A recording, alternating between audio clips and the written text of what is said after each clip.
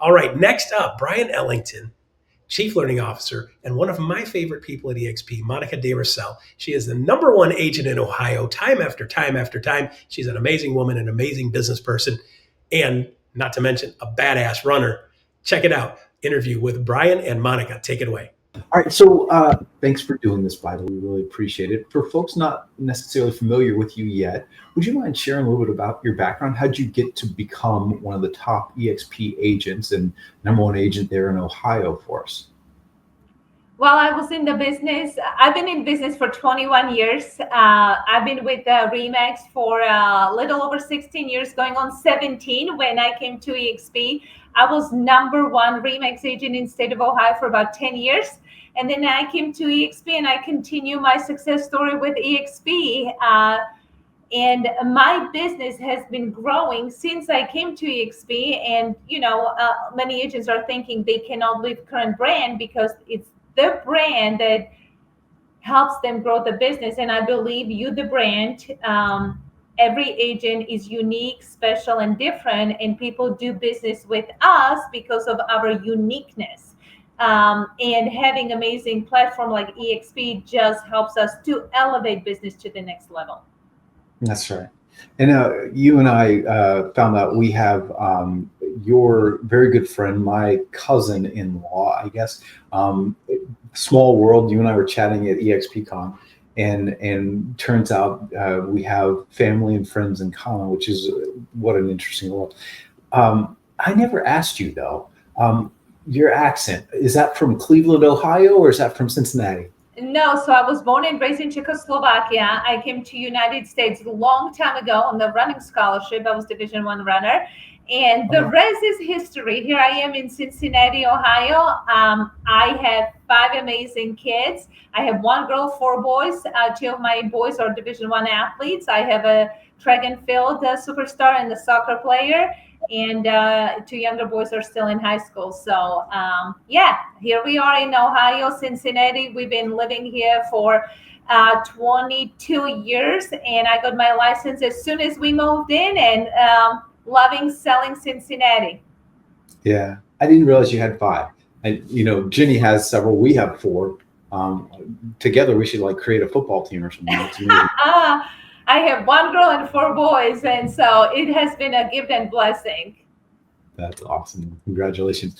So just to give sense, because we're going to talk about your lead generation, and I think people have this kind of thought process around referrals in particular, that's going to be a small business. You are not a small business. Do you want to give folks a sense of how big your business is? So I'm an individual agent, and I do about 100 transactions a year, and 90% of these transactions are coming from my sphere, and it's repeat clients and it's referrals. When I started in business 21 years ago, we did not have platforms. We didn't have KV Core. We didn't even have GPS. You had to manually print MapQuest and go, to show houses. So we built business on taking care of people, and then in return, people took care of us. So bread and butter of my business is referral, and it's such a blessing because when you have a referral-based business, you do not compete. Yeah.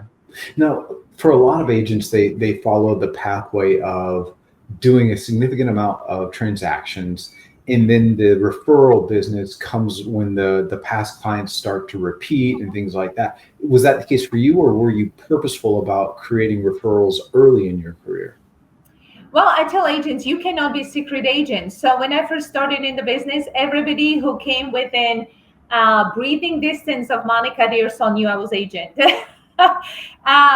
And you always ask people where you live, which neighborhood they're living, how long they've been there, just, general discussion. And then you have to know your marketplace. You have to know that this neighborhood averages 250 to 500. So just, coming across as knowing your market, having data to educate consumer became a key point to my success. My business truly doubled in 2008 and 2009 when everybody was going down the hill, because I would go on the listing appointments with the ideal proposal. We're here to serve you. We're here to take care of you. And the market wasn't good. So we provided you with the option. If you couldn't sell, would you be able to rent your house?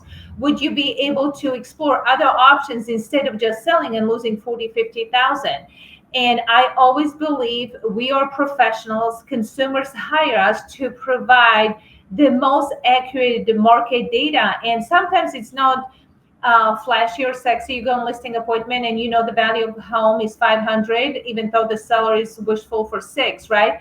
And I got a lot of referrals from the people. I would go and they said, hey, I want to sell my house at 600. And I would, say, I understand, but the market data is at 5, right?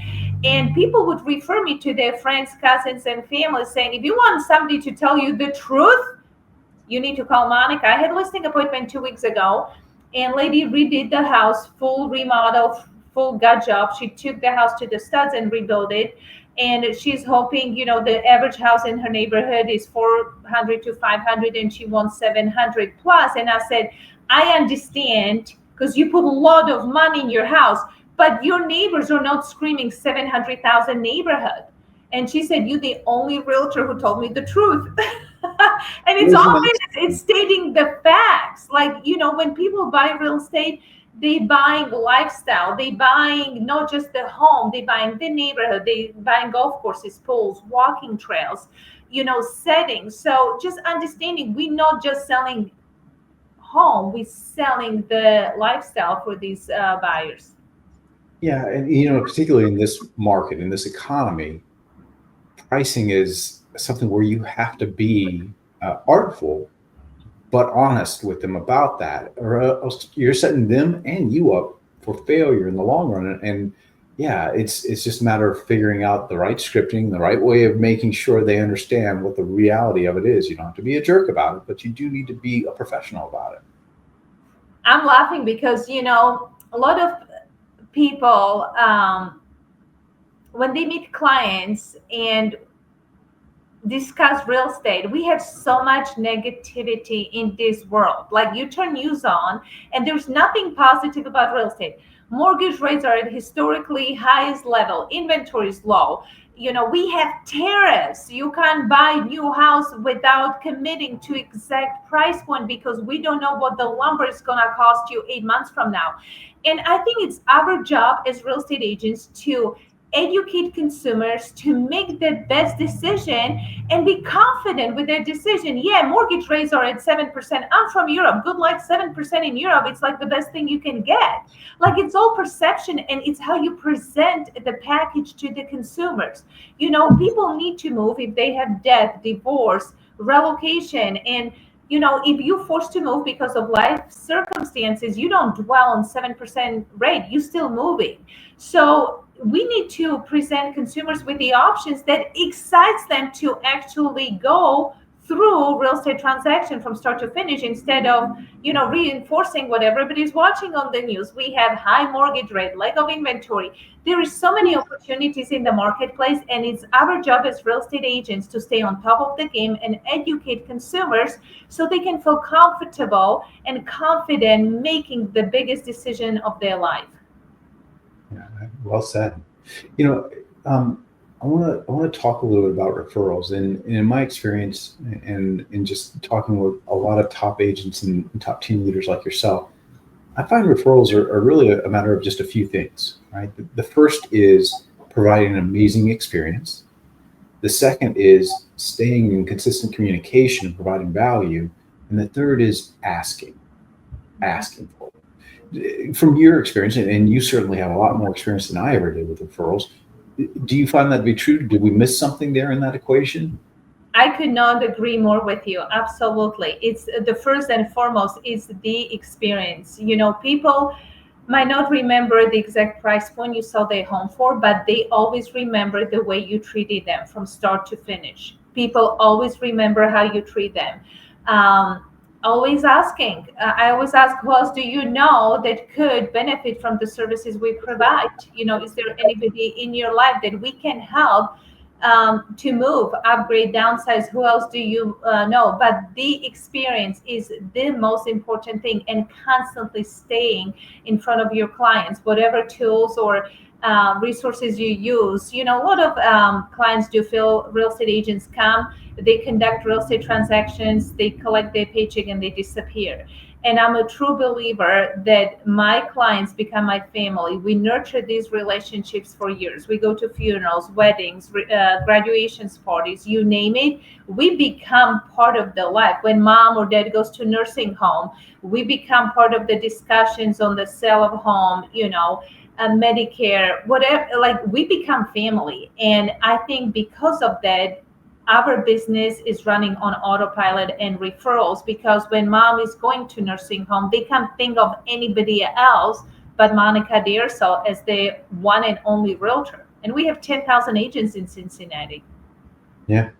Can I ask you? So let's kind of take those three areas and kind of dive in about how you do it in your business. So let's talk about the experience.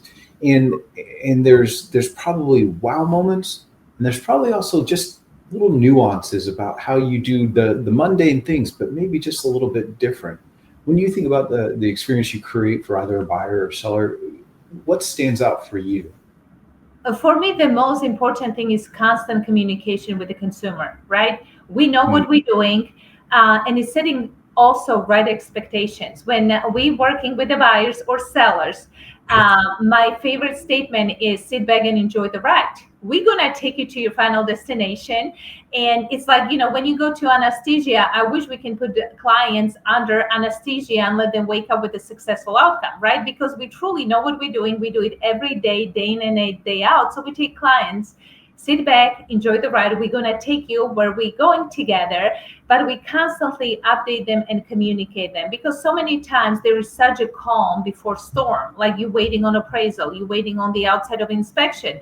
So we have inspection, we will call buyer or seller, say, hey, inspection was today. It's going to take us 24 to 48 hours to receive the official report. As soon as we receive, we're going to review it.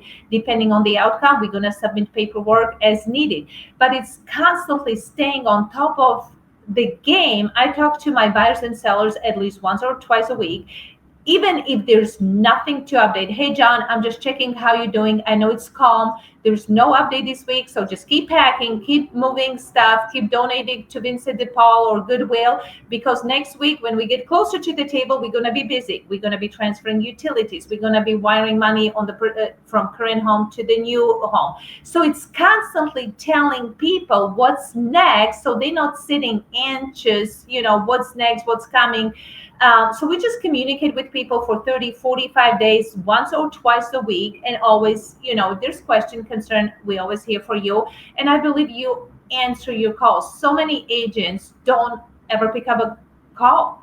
So you communicate with your clients, you ensure there is experience that you would want to be if you were on the other side. I ask a lot of my agents, if you were a consumer, would you hire you? And that's how I think about the way we treat clients. If I was a consumer, would I hire Monika? And if I wouldn't, what would I want Monika to do better so she can get hired, right? Constant communication. We always ask, do you need movers? Do you need painters? Do you need landscaping people? What else can we do to help you make this process as easy and as uneventful as possible? Because there's a lot of stress, there's a lot of anxiety, there's a lot of moving parts. You have kids, you have dogs, you have, you name it. And we part of that process. So we always reach out. What else is there that we can help you make this process as smooth as possible? Constant communication, not just with the client, but also with the lender. So, if there's a problem with the loan, you're the first one to know instead of having surprises. So I think for me, that's crucial. Once we close the transaction, people are moving. We always check the moving day. How is the moving? Is everything going the way you anticipated? When we close on the new house, we call them 30 days later. Is the new house what you hope for? How are the neighbors? Is there anything else we can do for you? By the way, thank you, for blessing us with your business. Who else do you know we can help with the same experience you just encountered? Could you please give us good Google review? And then we follow up again 6 months later. Hey, how is everything? Still, are we still doing as amazingly well as we did day one, day two, week one, week two? So we have a checklist. So we move you, we check, during the move, we check again. So we check with these clients even after we move, so they don't feel like we just abandoned them. Hey, do you need security system? Is there anything else you possibly can think that we can connect you with our referral partners? What is it that we can do for you? Even though we already finished transaction, we are always here for you. Masters of whatever craft always have the foundations, the basic principles that they just really, really focus on. And that's exactly what you're describing, right? You didn't just like say, I hire a Ferrari to move them from, right? You're just doing the basics really, really well. Last thing I'll ask you, parting advice. Let's say I'm either a newer agent or I'm an agent that's never really asked for referrals before. I've got my sphere. I might have a past client or a few, whatever. What do you think the first, second, third steps? What would I do first to go out and start trying to engage to get more referrals in my business? I think just being friendly, humble, and talk to people. I mean, I pick up, like, I went to bank 2 weeks ago to cash your check, and I walk out with a listing appointment. The banker goes, "Oh, you in real estate?" I'm like, "Yeah, where you live?" And she's like, "Well, actually, we're thinking about moving. Can I have your card?" Like, I wasn't even selling her on the idea, right? So I think so many times we get into our bubble, we real estate people, and we forget to talk to strangers. You never, like, I pick up buyers and sellers standing in Kroger. My kids don't go to a store with me. They go, "Mommy's gonna talk to everybody." Nobody talks to deli people. I will have long conversation with deli people while they're cutting my salami. Why not? Like, they humans, you can be nice, whether they're buying or selling, just be nice. And you never know when you come across amazing opportunity. Like, I walk out of stores with the listings or buyers or talking to people in parking lot. I greet greeters in Kroger, Walmarts. I talk to them because, they're standing there for 8 hours. People are just rude. So you might as well be the light in this negative world. Like, you turn news on, there's mortgage, like, there's so much negativity. So just be nice, because people will remember the way you treat them. It's funny. Next time we come to Ohio, I'm going to make you sit down with my wife, Marette, and tell her what you just told me, because she is the friendliest, most like outgoing, chatty person. She's never met a stranger, and she's in pharmaceutical research. But I'm like, baby, get your license. You would make a license. Let's go. That's, there's no magic formula. It's just taking care of people and being humble, being friendly, and just positive. Like, it amazes me how many agents are so negative. And I tell them, if I want some negativity in my life, I just turn news on. Like, can you at least be positive? Awesome. Well, thank you so much for doing this. We really appreciate it. And thank you all for watching. We appreciate you, and we will see you next time. All right, there you go. I knew you guys would love that. Monika is a real person doing real stuff on the ground, making stuff happen, and selling a bunch of houses in the state of Ohio. That's a big deal. There's a lot of competition in Ohio out there.